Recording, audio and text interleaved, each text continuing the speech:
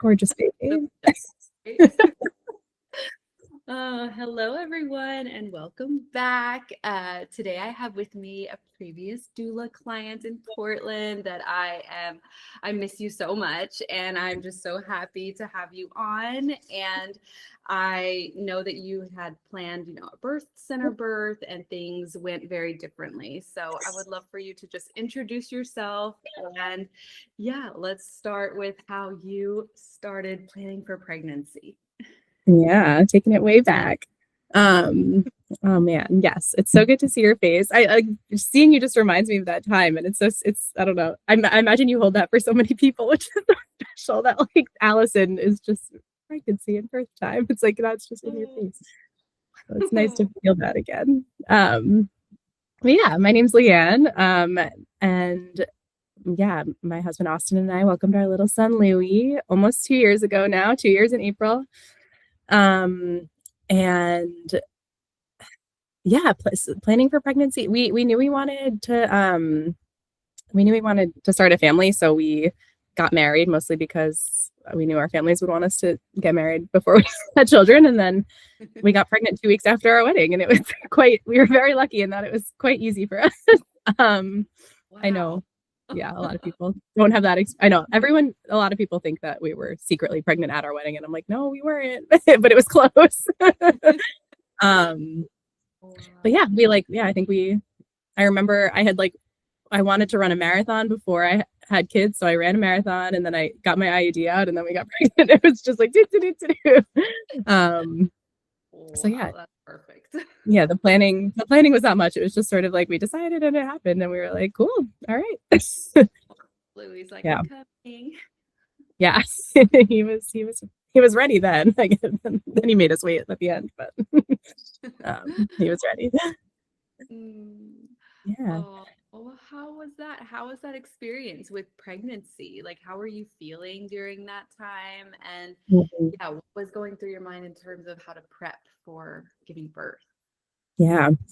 Pregnancy was, I think the beginning, I was like definitely super nauseated first trimester. I remember like just taking like crazy long naps in the afternoon and being really feeling kind of seasick all day, and just waking up feeling kind of gross. But overall it was like fine. I was still like active. I think in the beginning was when I had some symptoms. And then when we were kind of planning for starting thinking about prenatal care and birth and stuff, I was thinking about this as I was like getting ready to chat with you. And I remember like I had seen The Business of Being Born, that like Ricki Lake documentary, like 10 years prior. When I was like 20 or something. And so it was like way before I was planning pregnancy, but that like impacted me so much. And I remember learning about like the medical industrial complex around birth and the cascade of interventions and all those things. And like, that was always in my mind as like, oh, this happens to women all the time in the hospital. And like, I don't want that. And like, but I had never really thought about like my particular preferences. And so when we got pregnant, we started at the OHSU midwife practice actually.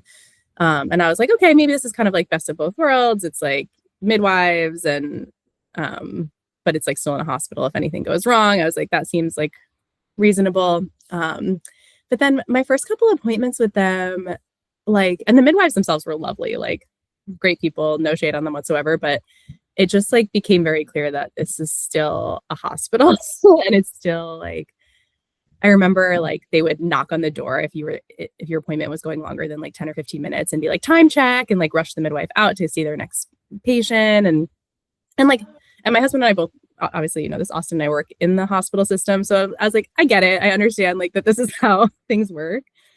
But as like a first time mom, I was like, I have so many questions and things I want to talk about, and I'm being like rushed out of this room. And so there were just like some vibes there that I was like, this isn't quite feeling right. And I remember I really wanted a water birth. And I remember talking to the midwife at OHSU about it. And she was like, yeah, you can try that. Like, most people labor in the tub, but almost nobody actually gives birth in the tub. And like, here's this list of reasons that you have to sign in advance that you'll get out of the tub if we say you need to get out of the tub. Like all these like different things that can happen that would cause them to say you can no longer be laboring in the tub. And that response was so like unsupportive. Like I was just like, I'm telling you this is the birth I really want. And your first response is like, here's all the reasons that won't happen. And I was like, so it was just enough for me to be like, I want to look into some other options. And then I think I was Googling like birth centers in Portland and found Alma, which happens to be like 5 minutes down the street from where Austin and I live. And so I was like, let's just go check it out. And I mean, almost a dream. Like you just go and it's just warm and loving. And like it was so different from my experience up on the hill. And I was more just like, I don't know if Austin was going to go for it. I was like, I know I can be pretty crunchy with that kind of stuff, but I was like, I don't know how Austin's going to feel about like giving birth not in a hospital. But like after the little tour we took, we just he looked at me and was like, let's do it. And he was like totally game, loved it, felt great too. So we were like, awesome.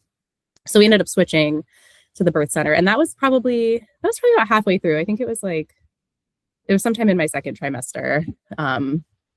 I know we had gotten like the anatomy scan and stuff up at OHSU. So it was like probably right around that time. And yeah, I felt good to be there. And then, yeah, I remember talking to them about, they asked if we were going to have a doula.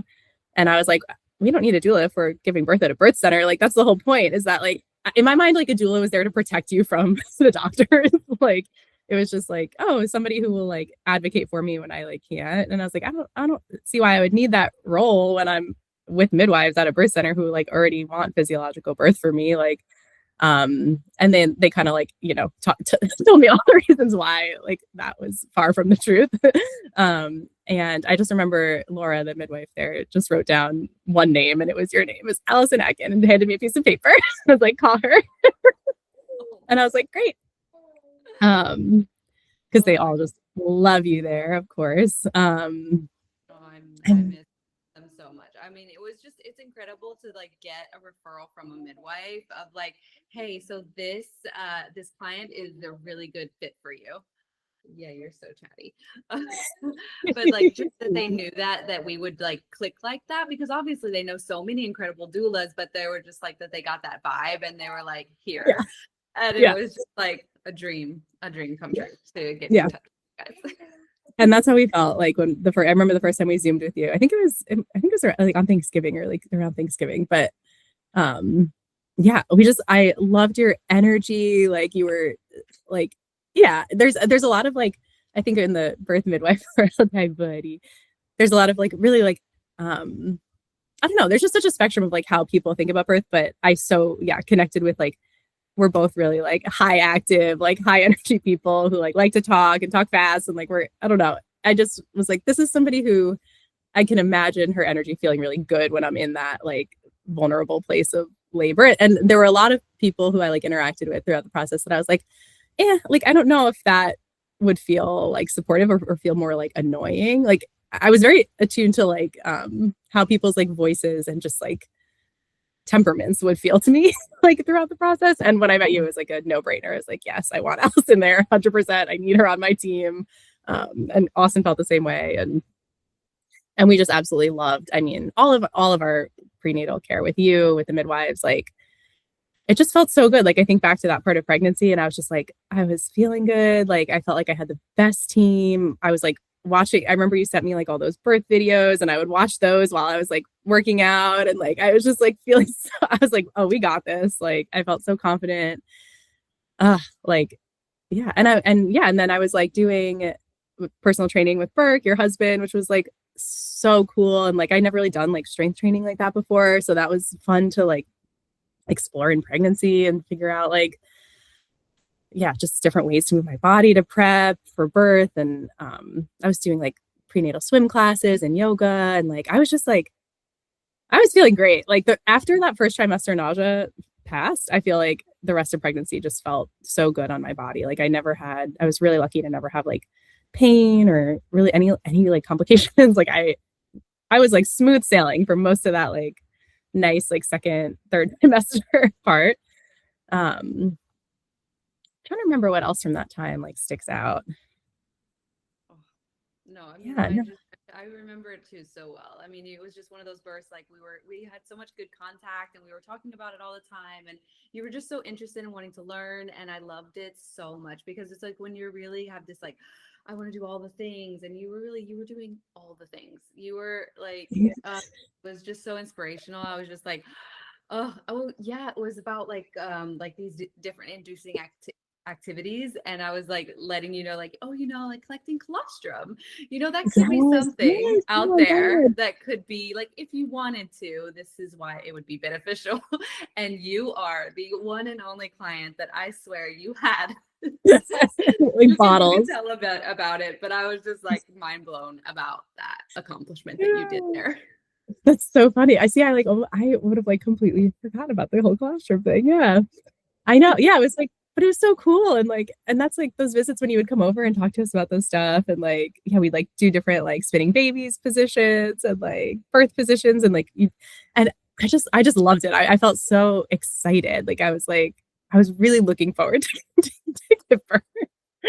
Yeah. And the colostrum thing was cool. I had talked to a friend of mine about that recently who's pregnant.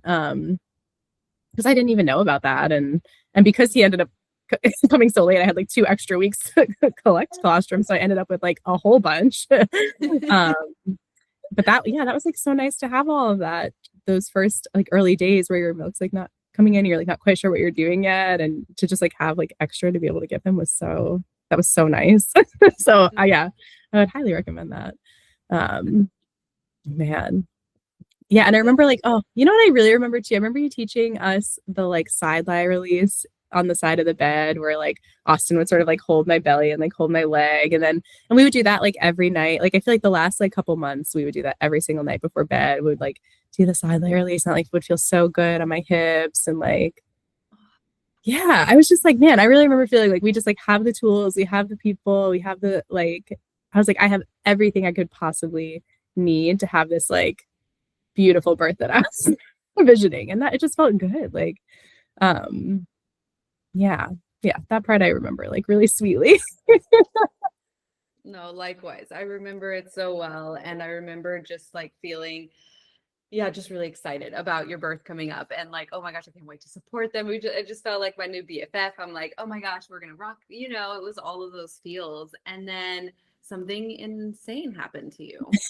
And then I was literally hit by a truck, not metaphorically hit by a truck. I and tell me about that. What was that experience like? Because I just remember the text or Yeah, call that I got, and I just am like, what was that? yeah, like How'd that all shocking. Yeah. So I was 37 weeks. My due date was April 2nd, and this was March 10th. So it was like, yeah, a few weeks before my due date. And yeah, I was like doing my little pregnancy walks around town, like walking lots of miles, like feeling great. And I like went and walked to the coffee shop by our house and like had gotten a little coffee. And I walked out, and like a minute later, like I was on the sidewalk walking, and I looked up, and like yeah, the grill of this truck was just like about about to hit me. And I remember like my literal first thought in that moment was like, oh, I'm having an emergency C-section today. Like that was like immediate, like because you're so in like that mode when you're at that stage of pregnancy where you're just like, I mean, you were just there like that 24-hour a day, like you're thinking about the baby in your belly and what's happening in your feelings. And like as soon as I saw that truck coming at me, I was just convinced. I was like, I like watched it flash before my eyes. I was like, oh, this is not happening. And yeah, that was wild. Like thankfully was like, I remember kind of like looking up at him. He hit like this driver drove across, for those who weren't present, drove across the lane of oncoming traffic, drove onto the sidewalk, hit like a massive tree, knocked down like this huge tree, hit a sign, and then hit me, and then drove his car into the side of a building.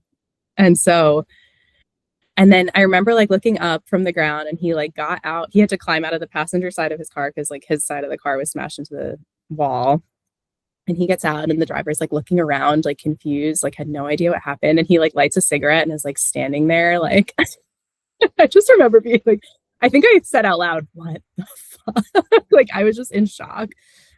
And he was like, yeah, I think he was just cognitively impaired. I mean, who knows? But I was I like went to stand up. I realized I like couldn't move my right leg. What else? There were two nurses who had been eating dinner in the like restaurant that, or like eating lunch in the restaurant that he drove into, and they came running out, and they were like sitting with me and like put a jacket around me and were like calming me down. I remember them really clearly. Um, somebody called Austin, somebody called 911. I mean, it was just chaos. I think I was like kind of dissociating, like, because there was a lot of stuff that then I found out later that I like hadn't realized in the moment. And yeah, and then I learned that, so the paramedics come, they like take my blood pressure. Um, and I'm like, do you guys have like a Doppler? Like, can we check on the baby at all or do anything? And they're like, nope. And I'm like, great. So you just sit and you just wait. They were like, well, if you were having like a uterine rupture, your blood pressure would be tanking, so that's probably not happening. And I was like, thanks, guys. It's like so insane. And then I learned this term that day, which is that it was a zero ambulance day in Portland, which is when all of the ambulances are in use. And so we waited like, I think it was like 45 minutes before the actual ambulance got there. Like they had the firefighter paramedics come, but the actual like EMTs, we had to wait for a while. They came. They also don't have a Doppler on an ambulance, just in case anyone was in the future, which I would like talk to the OBs about this afterwards. And they were like, yeah, like those people are not trained to like interpret any of that information or do anything about it. So it's like not worth, like, if anything, it's just going to make you more scared if they like can't find it because they're not like professionals at finding the heartbeat or whatever. And I was like, that makes sense. But in the time, it was like, and Louis was like, I don't know if you remember, but like he was a nonstop active baby in the womb. Like he was always moving. Like always, like I never had to worry for a second about, because he was just always kicking, punching, rolling, flipping, like he was all over the place. And of course, like that 1 hour between when I was hit and between when we get to the hospital, he like isn't moving at all, you know? So of course it's like, you're just panicking, but yeah, we got to the ER. He was fine. They got him on the screen. He was chilling. And that day, like, I remember, so they like kept us in the hospital for a day to like monitor him. And this was at OHSU. So this is at the hospital that I had like originally started at, on the L&D floor. And so I think the most illuminating thing was like, and the nurses there were wonderful, but as all the nurses are coming in, they're talking to me about Alma, and they're like, oh yeah, like I gave birth at Alma. I had a home birth. I did that. Like all of the nurses there have all done like birth center and home births. I was like, if that doesn't tell you anything, like that all the L&D nurses have like opted for out of hospital births. But anyway, it was great though, because they were all very like supportive of like that. But again, like you're in the system. As soon as I get on the floor, they're like, okay, we need you to sign this emergency C-section consent. And I'm like, okay, well, you just told me that my baby's fine. Like what? Why?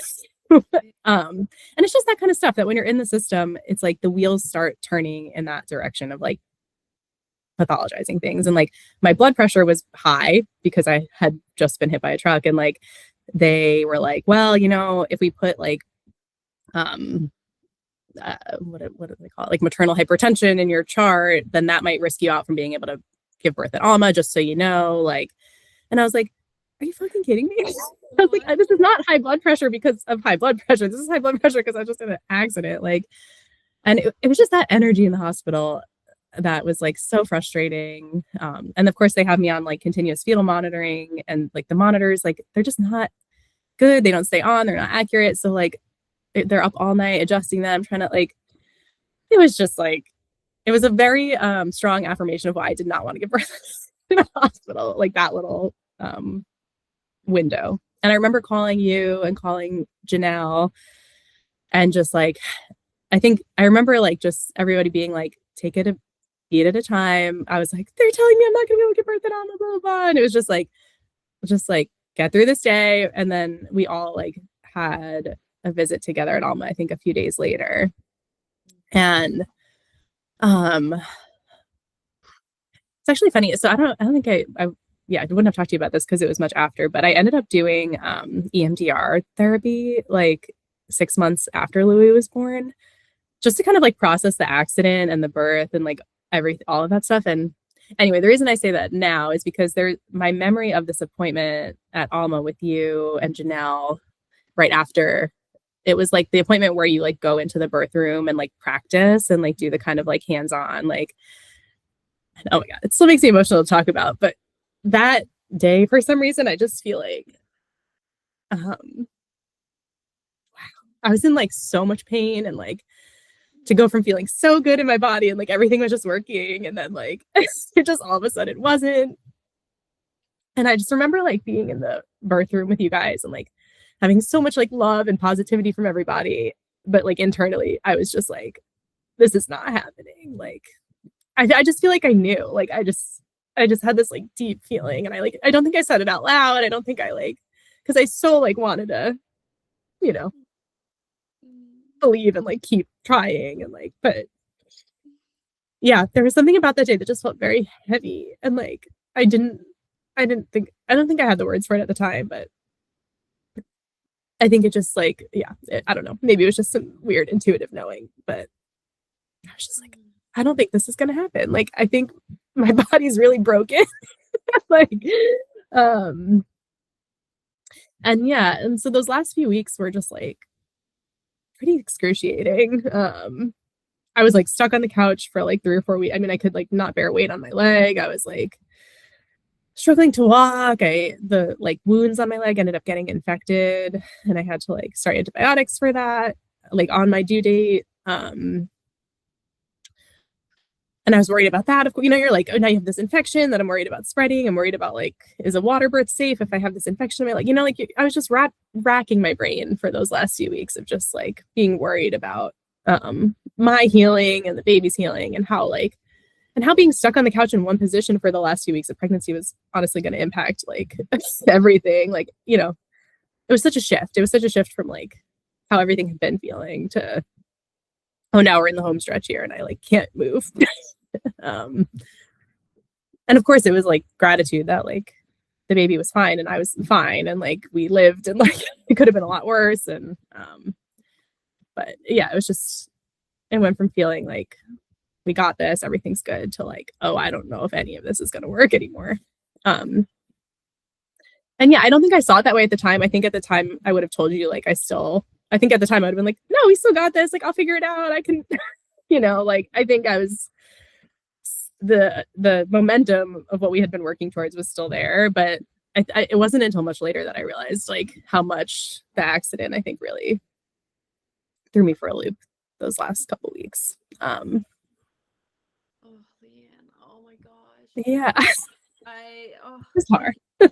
I'm like, just thank you so much for sharing all of that. I didn't know that you had done that type of therapy, but I'm also so glad that you did, because I've only heard amazing things. But also, I feel like that fight or flight response, you know, being in such a stressful place and then not getting out of that right away is also like, now looking back, of course, that's going to take time to heal. Like, it wasn't that you had to heal from an accident. It was, now you have to do this insane, incredible thing with your body and birth a baby, which is also a whole nother level of, I mean, it just, oh, I can't, other than just like how incredibly strong you are, that you kept the momentum going, you were doing the things that you could control at the time. And then just kind of, you know, I mean, just knowing now from experience of what those last couple weeks are without having been hit by a truck, of how mentally hard it is to go and wait to be like, am I going to get contractions? Is this going to happen? Am I going to get the birth that I want? And like that feeling of like feeling so supported, and then it just like, you go to 42 weeks. So now you are okay. So you're feeling a bit better. You're able to kind of walk on your leg. Yeah, And I could walk again. Yeah. we God. get And also, get I there. just, that waiting for contractions feeling when you said that, I was like, God, I just like, I'm so sorry you had to go through that too. I'm so sorry. So many people have to go through that. It's horrible. It's Like, it's horrible. horrible. It's mentally challenging. Like, it's really, you have to go to like another place, because I was like, oh yeah, I've seen it, like Leanne, if she can go up to 42 weeks after all of that, I should be able to go to 42 weeks. Like, I was literally thinking about you. And then it was just like 41 plus 4. I like also woke up with this knowing, no, my home birth is not going to happen. It's not going to happen. And that Is inner that knowing that clarity you had wild? is like, there's something that the body just like knows before us or something. Like, it's really remarkable. Totally. Mom intuition is a real thing. And those were like the first couple of glimpses I feel like we get of it, or like in those days when you're making your plan, and you've got this amazing team around you, but well, I hope you did, I mean, I know I had an amazing team around me that you were a central part of, but there also is a point where you realize like, you're the one. It's like, it's me, it's my body. Like I'm the one who's gonna know and decide and have to like make the calls. And that's a wild thing. Yeah. To like wake up with that clarity. And Mm. yeah, yeah, Oh, like you said, it's you've controlled for all the things you can control, and then all of a sudden you're in a position where you're like, huh, I'm out yeah. of options. Or I'm choosing between options that I didn't want, right? Like Yes. Yes. um, But but yeah, then, and I yeah, so yeah, I was like, I healed from physically, like I was, mobile, and at least still felt like I was like, I could, I can give birth in a birth center. Like I can do a physiological birth. Like I can do it. Um, and I think like like up until 41 weeks, psychologically, I was like, okay, like I still felt like it was going to happen. Like I um didn't expect to give birth on my due date, like of course, like again, with all the education we've had, it's like we know that 40 weeks is like kind of just a random, they throw a dart at a dartboard and they're like maybe, and that in a lot of places in the world, like 41 weeks is considered full term. And like, so I was armed with all that knowledge. I had always sort of like had an instinct that I was going to have a longer pregnancy. Like, I think I had said to my sister, like, we're going to 42 weeks, like mid-April. Like, of course it was like all fun and games when I was joking about it. But yeah, so I was like, my due date came and went. And, and the other thing about that time was like, I also wanted my leg to have time to heal. I was like, the more time he stayed in, the more time I had to heal. So I was also like fine at that point with like going late. I was like, great, an extra week for my leg to heal is going to make a huge difference at this point. Like I'm on these antibiotics. I wanted to like finish that and be done with that. Like I was like, okay, yeah, great. Stay in an extra week, no problem. Then like 41 weeks comes, and like I don't remember any of the like details, but I know like they were checking my cervix at Alma, and like I was like, I think I was like 90% effaced already. Like my cervix was super short. Like he was really low. Like all signs were pointing to like, he's getting ready. He's coming. Like, I think I had guessed like between April 9th and April 12th, which was like, my due date was April 2nd. I was like, okay, he's going to come like right around there. That was my instinct. Laura was like, yep, that seems right to me based on what I'm seeing. Like, cool. Like we still felt like he was coming. And then, yeah, it was just that daily, nightly, like torture of like, is tonight going to be the night? Is tonight going to be the night? Is tonight going to be the night? Like, and I would have tons of Braxton Hicks for a while, but then I started having actual contractions, and I'd have like 4 in a row, like as I was falling asleep, and I'd be like, oh, okay, like, and they'd be like in a pattern and they'd come and go. And I was like, oh, these are very different than Braxton Hicks, like cool. And then I would like fall asleep and wake up the next morning and nothing, that was it. Like, and so it was like, oh, that was just agonizing. Like, I remember Austin and I just kept like stress going to our favorite Italian restaurant here, like because we were like, we had gone like once and we were like, oh, we're not gonna be able to eat out for a while. Let's like go to our favorite, Italian restaurant and like eat. And then like he just kept not coming. We just kept going. Like I think we were probably at Nostrana like 5 times in a week. Like we were just losing our minds. Like because you're just like, and my maternity leave had already started. Like I had nothing to do. Like I was just like losing my mind. And yeah, it was just the everyday like roller coaster of like hoping today's going to be the day, saving the day. And because of the birth center having this 42-week cutoff of like, you can't give birth there after 42 weeks because of their, liability, insurance, whatever. I had this like date just like hanging over my head the whole time, which I'm imagining was similar for you, where you just like, know, like, this is the day where they're not going to let me give birth anymore.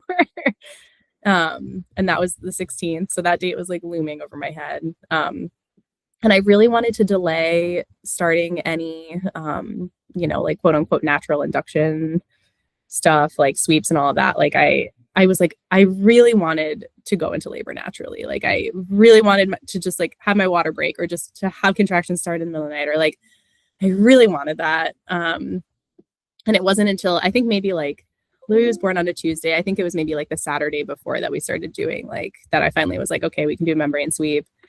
So at this point, we're like 41 and a half weeks. They do the membrane sweep. I had like pretty rhythmic contractions. We like went to get I remember, I think we called you like after, and I was like, hey, like, yep, I'm having like pretty like decent early contractions. Cool. Like expecting it to be like that night, you know? And then like everything just stopped. Nothing happened. We go back the next day, do another membrane sweep. Like at this point, you're at the midwife every single day. Like you just live there, like, cause they're doing like the non-stress tests. They're doing all that stuff, you know? And so, yeah, we did 2 sweeps and then still nothing. We were walking. I mean, we just were walking. Like I was just walking miles around. Like at this point, I was just like, we were walking hills in our neighborhood, like just trying so hard to like get things rolling. I remember eating a lot of dates. Like, what other weird stuff were we doing? Yeah, I didn't do the what's that? I didn't drink castor oil. That was the one thing that I was like, I don't want to be like having like diarrhea. Like I just remember being like, that was the one thing that I like was not willing to do. Didn't do that one either. I was like, no, that's yeah, line. No, I'm not that desperate. right. Exactly. Yeah, I didn't feel that level of like, I'd prefer that. Yeah. And so, yeah, then the day before the deadline, which is like how it felt, we went in and did like the Foley balloon. And at this point I was like, yeah, all the other like signs of your cervix that of course now are not fresh in my memory, but it like looked really good. And they were like, the Foley balloon hopefully will be like enough to just sort of like click things into gear. That was, did you end up getting a Foley too? That was excruciating, was it not? Awful. I was like, and my cervix was very like not mature also, and very, very like maybe I was half a centimeter, you know? So it was like, I mean, it was one of the worst things ever. Horrible. And I don't know, I guess I hadn't researched it much, but I was like, they were like, it's going to be like kind of rough, but I was not prepared for how much that hurt. Like cold sweat, like, bad. Woo! Awful. But it like did its job because I was immediately having like crazy intense contractions, like couldn't get up out of the like little cot at Alma contractions. So I was like, okay, it's doing something, like so much so that they were like, why don't you go hang out in the birth room? We'll kind of like do like a pre-admit kind of thing where you can like hang out, we'll watch, we'll kind of see what happens. And I was like, awesome, like things are happening. Like, so we like go hang out in the birth room, contractions are coming. I remember Bonnie was there, one of their student midwives at the time, and she like, yeah, just was taking great care of us. And she was like, why don't you like go for a little walk around the neighborhood? It was like beautiful spring. That's like one thing I do really remember about that time. Like that April was just so beautiful, warm weather, just like everything blooming. Like Portland that time of year is just, I know. Can't it's a dream. It's a dream. Yeah, so we just like walked around the neighborhood and like with the Foley balloon in, and then I remember on that walk I like peed myself and I was like, oh, that's new. Like and then so we like walked back and I was like, I don't think my water broke. I think I peed myself. And they were like, yeah, that's normal, like in early labor. And I was like, okay. And then I like went into the bathroom at the birth center, and this was probably like an hour after they put the balloon in or something, and it fell out immediately. So it like at that point I was like already dilating. Like it was like, okay, looking good.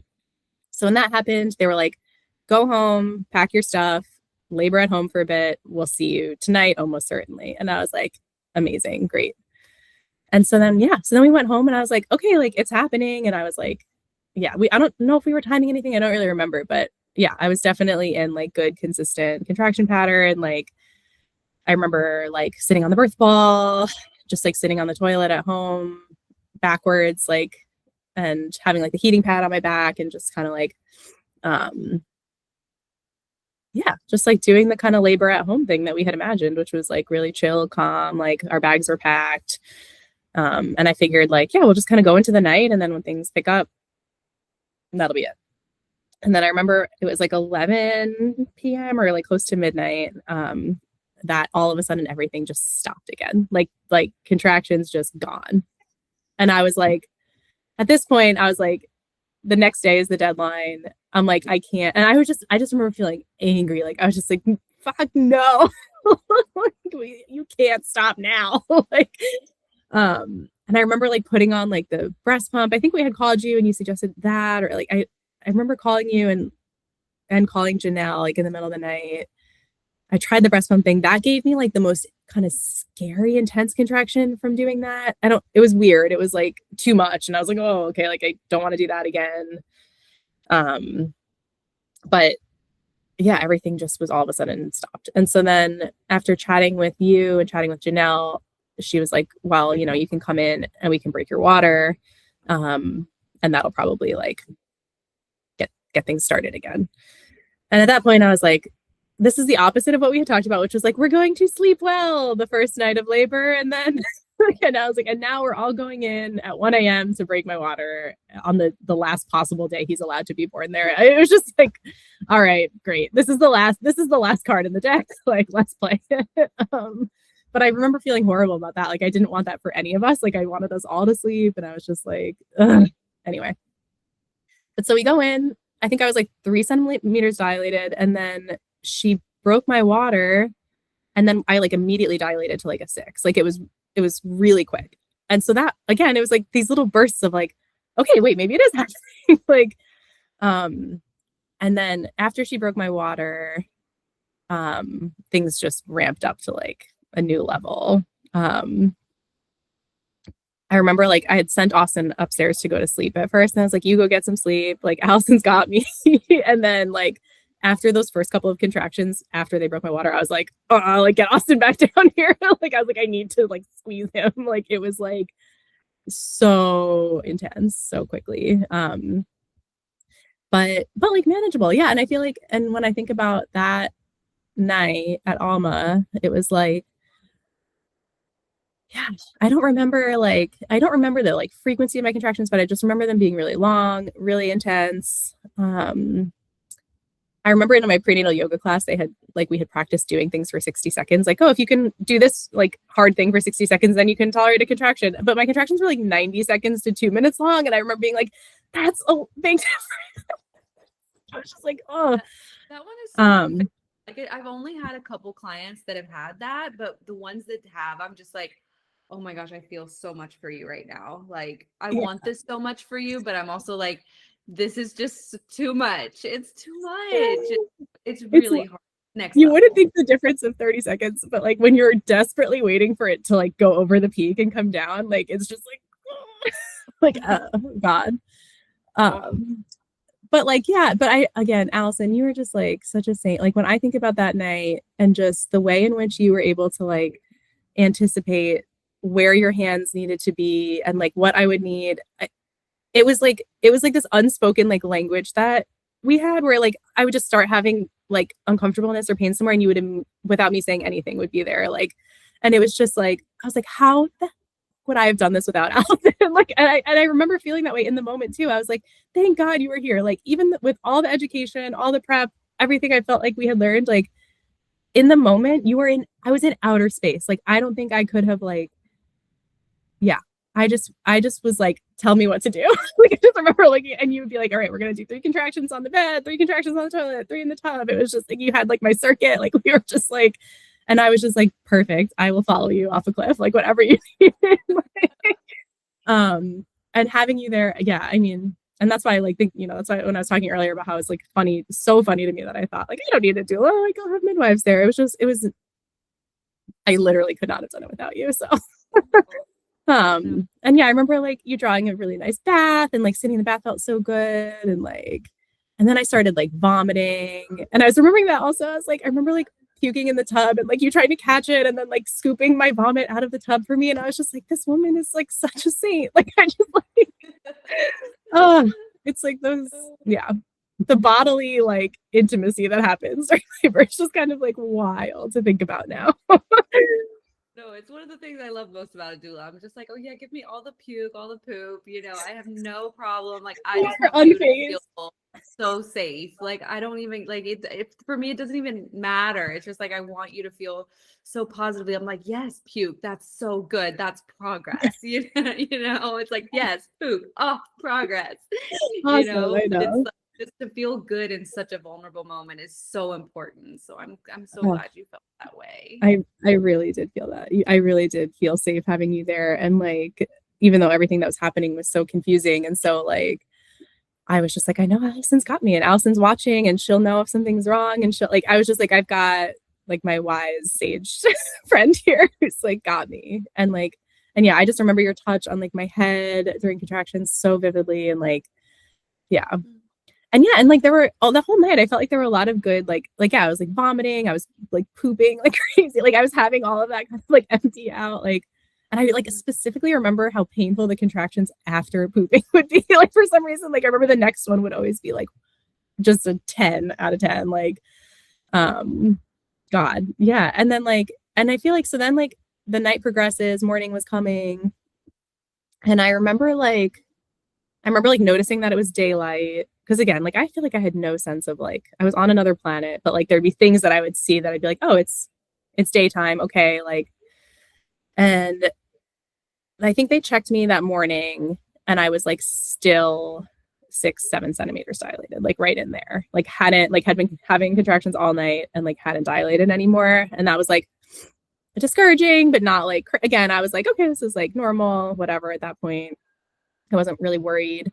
He was asynclitic at that point. So then I remember you had us doing like stairs, like taking contractions on the stairs, and then also doing like those lunging contractions, which were so hard, but like got him straightened out. So that was good. um, and then, yeah, I remember like going upstairs and doing like a lunging contraction. Then Austin would sort of like catch me at the bottom of a lunge to like be able to fully like lean into that like pain and like, um, yeah, we were just like doing it. And I feel like it was sometime like around like midday maybe where I realized like, okay, like I'm not I remember thinking like, oh, there's something that everyone's sort of waiting for to happen that hasn't happened yet. Like that was the feeling that I had where I was like, oh, we're not like moving to the next stage. Like I'm sort of staying in this like I'm laboring, contractions are big and intense, but I'm not like transitioning, right? Um And so I think they checked me again around, or actually, and I remember actually talking with you upstairs first with Austin. I remember kind of asking, like, what do we do now? And you saying, like, they can give and I remember you being like, you can just keep going. Like, we can just keep going. We can keep doing this. They can check you again, and then we can kind of like make a plan from there.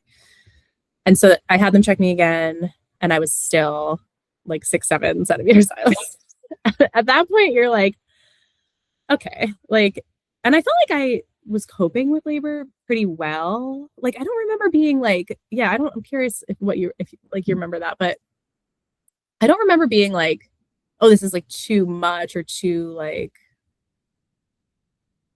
Yeah, no, like I it get was painful and intense, but yeah, like, but I don't remember being like overcome. Like, I still felt like, okay, I can do this. Like, they gave me fluids at one point that really helped. Like, but I felt like, yeah, I was exhausted. Like, none of us had slept in over 24 hours at that point, but um Yeah, no, I definitely remember. I remember, I mean, it was such a beautiful, I mean, like you said, just crazy to go in the middle of the night to get your waters broken. But it was like, these are the cards we have to play as well. Of like, if we really want to give this a shot, like, I just felt for you. For me, I don't care. Like, for me, time doesn't exist as a doula. You're just like, yeah, I'll go wherever, but I just felt you like you didn't get that sleep and that you felt that stress.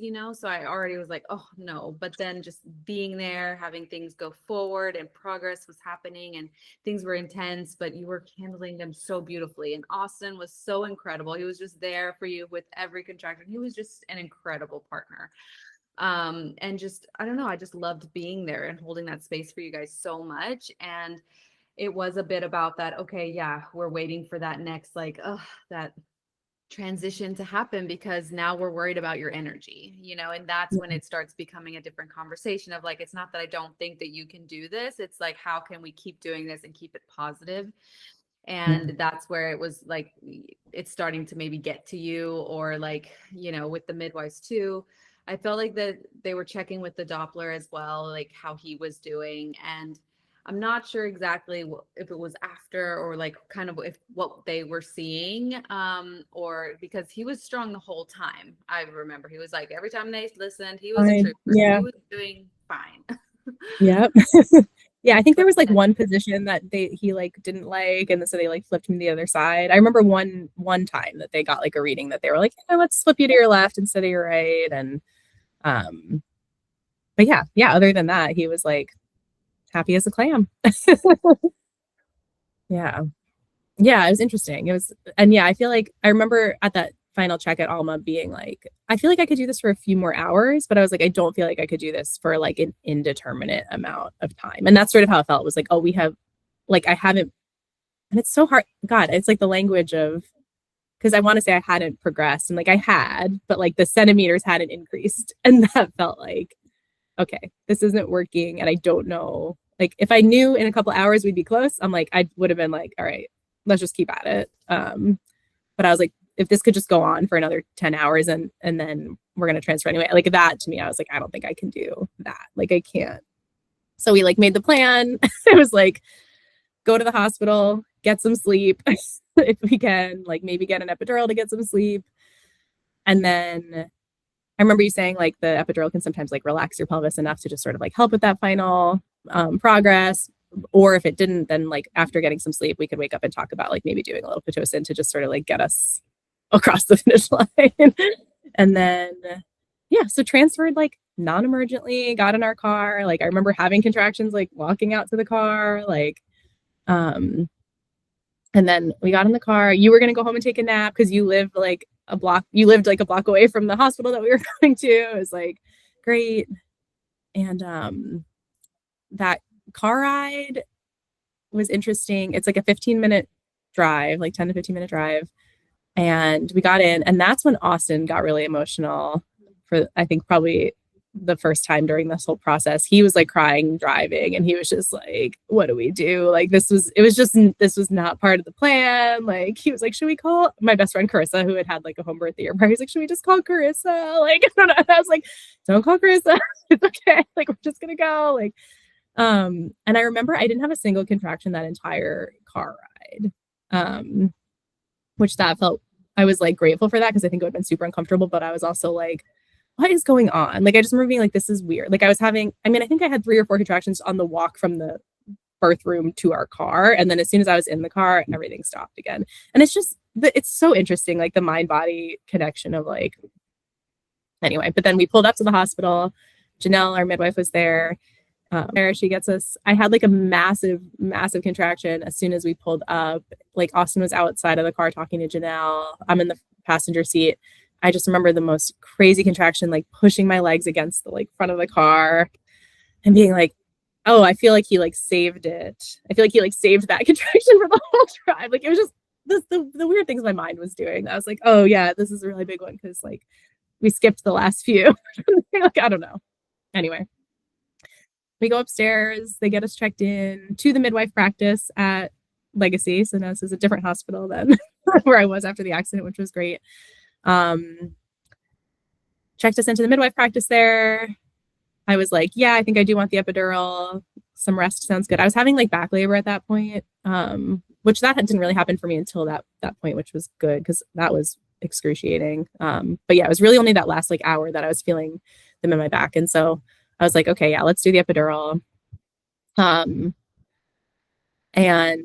that was the plan. They get him on the monitor, and as soon as they get him on the monitor, he starts having these crazy decelerations. And I could like hear it in Janelle's voice. I'm looking at the monitor myself. It's like, I'm like, this is not good. But I'm also like not super trusting of continuous fetal monitoring, so I'm also like, okay, maybe they're just getting a weird read. At first Janelle thought it might be picking up my heart rate, because that's how low it was dropping. Like, she thought it might have been my heart rate. And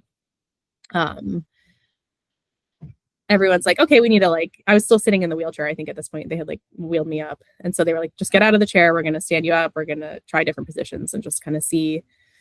And then with some like position adjustment, he was like bouncing back fine. So they were like, okay, we're going to wait and just keep watching. The anesthesiologist came in, did the epidural. That man was also a saint. Like, he was making me laugh in and out, got that epidural done so fast, like, and so effective. Like, it felt incredible. And like, I was also laughing thinking about this because I remember saying to you, like in our prenatal visits, like, I will never like get an epidural. Like, there is no amount of pain that I like would choose an epidural over. Like, I just remember being so much ego around like, that is an intervention I will never ask for. And like, when that epidural hit, man, I was like, wow, this is what everyone's been talking about. Like, it felt so good. Oh my God. It was like instant relief. And yeah, that was just fantastic. Cause I was like, oh my God, I know I'm having a contraction, but it doesn't hurt. And it was after being in active labor for like, I don't even know, 15 hours at that point. Like, I was just like, oh, this is a dream. So that felt great. But then he's also, I'm going to say this out loud because I think it's just like such an ode to like, I don't know, all the planning that you tried to do with me that I think like, I remember talking about the C-section thing in the hospital and like, we had talks about hospital interventions and like what they might offer you. And at the time I'm like, that's not going to happen. So it's like, sure, we can like talk about that. But like, I hadn't really considered it like deeply. And I remember them offering me fentanyl before the epidural because they were like, you're going to have to sit still for like 20 minutes for the epidural to be placed. And I was like, I don't know if I could do that. And they were offering me fentanyl. And I was like, I really don't want fentanyl. Like, I know that can, like, he's already having these D cells and I know that can like affect baby's heart and breathing and stuff. And like, but I remember being like annoyed that I had to make that decision in that moment and hadn't considered it prior. So I think it's just like, again, the stuff that like is so important to really consider beforehand, even if you're 100% sure you're not going to be in that situation. But yeah, and I decided not to have it because I basically said like, can I do like a practice contraction and in that position and see if I can stay still first? And I could. And so he was like, okay, great. And so anyway, that's just a little detail that I remembered for some reason, like being like, I wish I had thought about that more before. I mean, that's so anywho. No, I think it's so great that you're bringing it up because some people, I mean, most people are like, fentanyl, no, that sounds so dangerous. It's what they give out on the streets. And like, it's like, yeah, but sometimes there is a time and a place in labor where it's very valid. But I think to your point that because Louis was having those decelerations, I think it was totally the right call because especially the way things went as they went, that if you had that on board, it could have been a lot tougher. So I feel like, yes, absolutely. Same. So talk about when would this be a good time in labor to get fentanyl in that case, or in Europe, it's usually morphine, but like when would be a good time? But I think for you, that intuitive knowing and education, that was such a brilliant call. Thank you. Yeah, I think again, not knowing now what we know, which is that he was going to be out very soon after. It was like, thank God we didn't. But yeah, at the time it was like, I'm just going to try really hard to sit still. And thankfully that anesthesiologist was fast and that worked really well. But yeah. And so then, I mean, at that point, he's still decelling. They realized that pretty much the only position I could be in that he would have a semi-stable heart rate was on my hands and knees. And at this point, it was like urgent enough that Janelle had called you back. She was like, hey, Allison, JK, no nap. Things are not looking good here. And so I remember you coming right back. Bless your heart. I was like, I ran in. I'm like, of course, I don't need sleep. I need to be there for Leanne. Like, there's no way. Like, we all needed sleep. It's just not happening. And so I remember you came back at that point. All of us. Yeah, there was some adrenaline in that room. Yeah, and that's when it's funny how you start to realize, like, all of a sudden there's 25 people in the room. You know, it's like things are like, and so at this point I'm on my hands and knees, epidural's in place, so I'm numb from the waist down, like supporting my whole pregnant self body weight with my arms, like, and I'm just so tired. And like, I was like, I had this moment of clarity where I was like, okay, like it's time for a C-section. Like it's time. And I'm watching the monitor, I'm watching his heart rate, and I'm just like, can somebody please get eyes on this baby and make sure he's okay? Like, I was just like I went into this very matter of fact mode of just like, we need to get him out. Like, he's been totally fine this whole pregnancy. He's been no issues. And now all of a sudden he's like showing us that something's wrong. Like, get him out. And I remember like pulling Austin over and being like, sign whatever you need to sign. It's time for a C-section. And I feel like I was the first person to cross that line. Cause like, I remember the midwife being like, no, like there's still a good chance you can have the birth you want. Like, we're going to keep watching you. Like, we can move quickly if we need to move quickly. Like, don't worry. Like she was trying to support me in my birth plan, and which I appreciate. But I was just like, thank you. And like, it's time for a C-section. Yeah, and you were the one to be like, let's go. Why are we still here? Like, why are we not going? Because at this point, his heart rate wasn't coming back up. Right. And it really was one of those things where it was like, and then I wasn't, it was just like, I need to be with them. And then they're like, oh, you can't, it's just like these things that I'm just like, so like, when I look back at it, the thing I'm the most upset about is like that they don't allow that, in such a situation, because it needed to happen so fast. But I'm also just so glad that Austin got to go, because that is one of those situations when you do have to kind of like run. The partners are usually not. He almost missed it. Yeah. Yeah. I mean, it was so fast. And I just was like, I'm here for you guys, even though you're leaving. Like, it was just so, I was just thinking of you guys so much during that, just how difficult that must have been, but so glad that you were able to stick together. Oh. Yeah. Yeah. And it was incredibly fast. I mean, like, and they're rolling me. I couldn't get out of that hands and knees position because his heart couldn't tolerate that. And so they were rolling me to the operating room on my hands and knees on the bed. And I remember asking, because at this point my arms are like about to collapse, and I just remember asking the nurse, like, hey, like, I can hold myself a little longer, but like not a lot longer. And she was like, oh no, we're already in the operating room. Like, just fall to your right and we'll catch you, and then you're good to go. Like, it was just like, and I mean, it was like minutes, like literally probably 5 minutes before he was out, which is either a miracle of modern medicine or a completely unnecessary intervention. I still don't know, it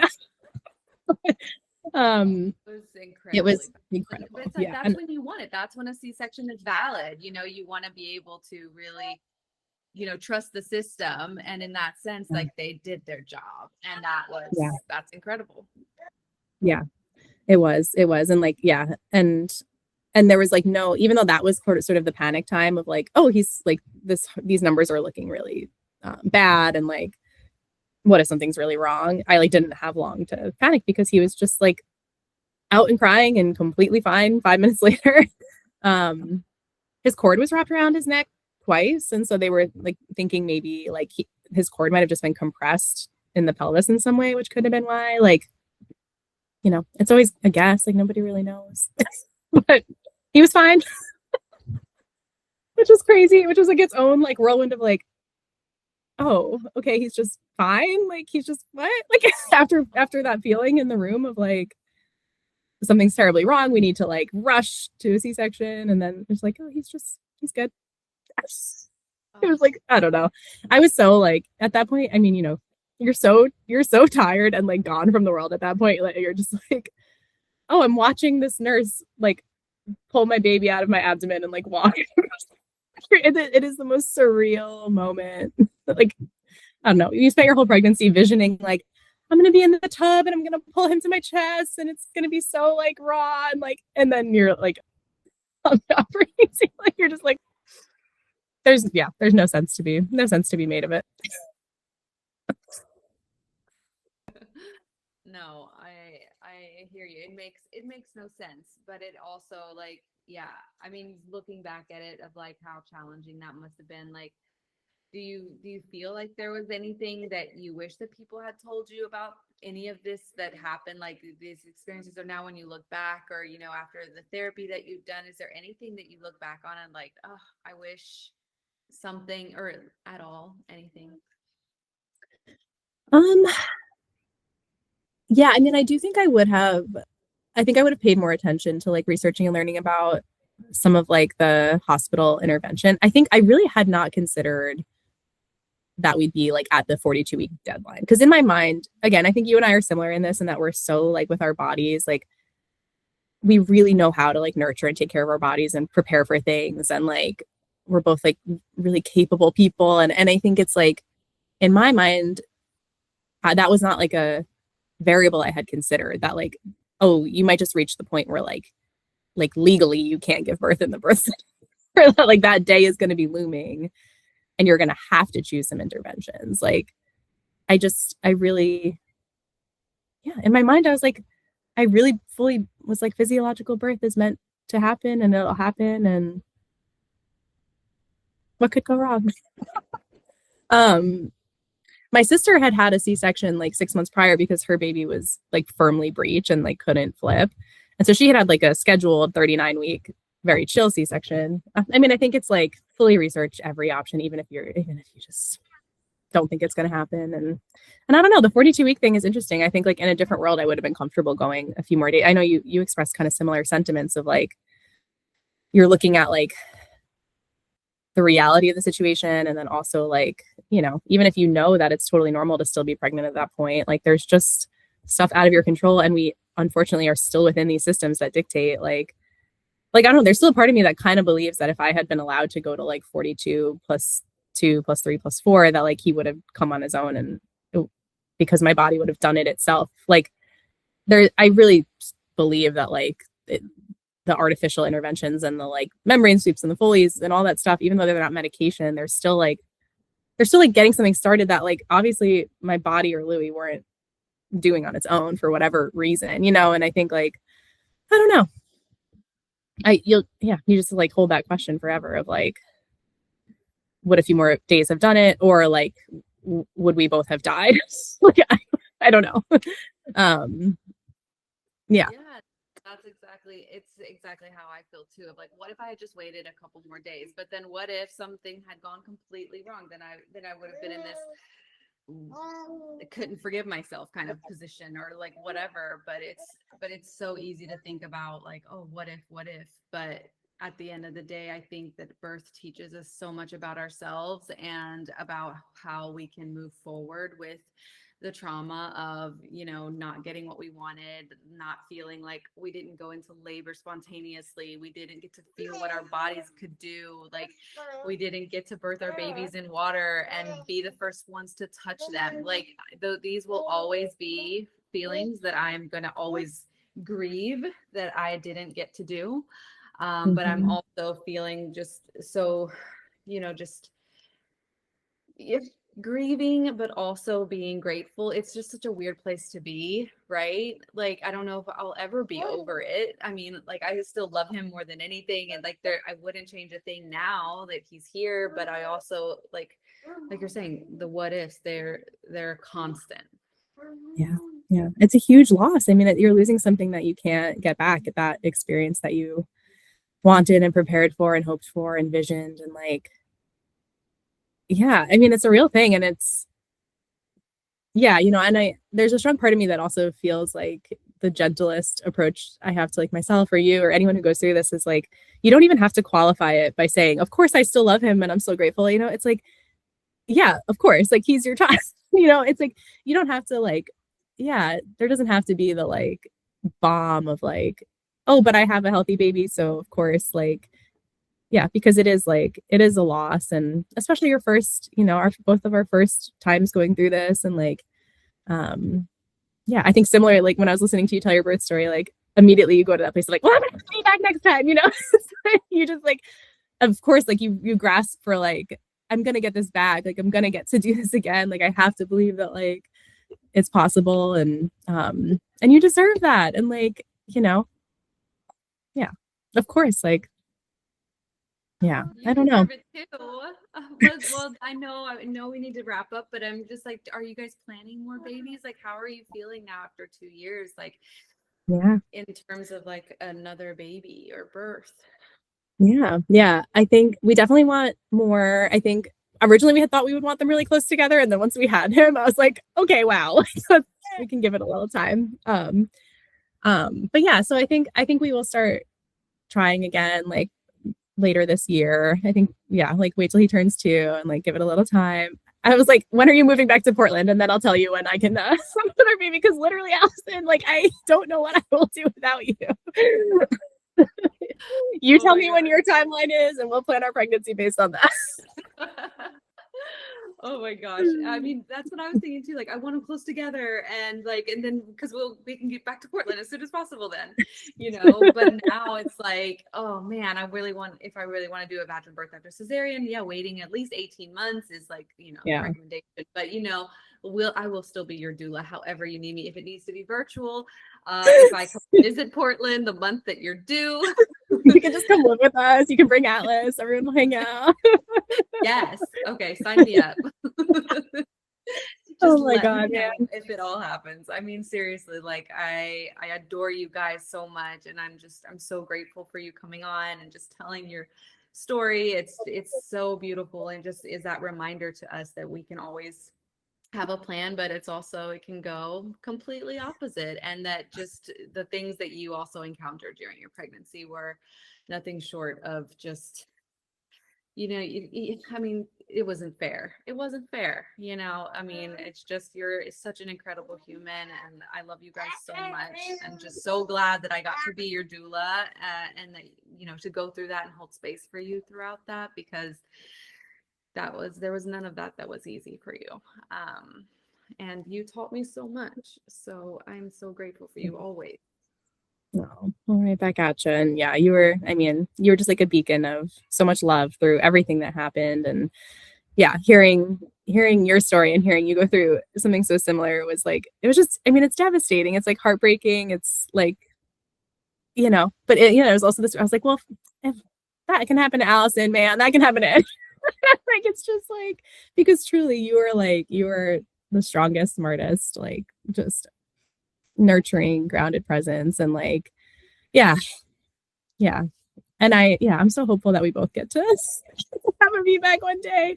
And also, if we don't, like, yeah, look at you with that baby. Like, it's Exactly. I'm so become, hopeful for it. That would be so incredible. Like, see us here in a couple years telling our VBAC stories. I'm gonna, as much as I was manifesting my water birth, I'm still manifesting. I'm gonna manifest that for us, and that because, like you said, we deserve that. We deserve it. yeah. I mean, we worked hard, we learned all the things, and we did the work. We put in the work, and oh, there's got to be some sort of redemption you can get from it, Yeah. So I'm going to stay hopeful that we are both going to be able to experience it one day. Me too. Yeah. Yeah. I think it's that. And it's also like, for me, I feel this, like birth is so humbling. And it's like also just that feeling of like, and if I end up with another C-section, like been there, done that, like, okay. Exactly. We're prepared for that. We know all the things to, help us through that again. We're ready. Yeah, totally. It's I know. incredible. Yeah. I remember Janelle saying to me when they were like about to wheel me back for the C-section, she was like, Legacy has like an 85% VBAC success rate. Like, don't worry. Like, as they're like rolling me into surgery. And I was like, thank you, Janelle.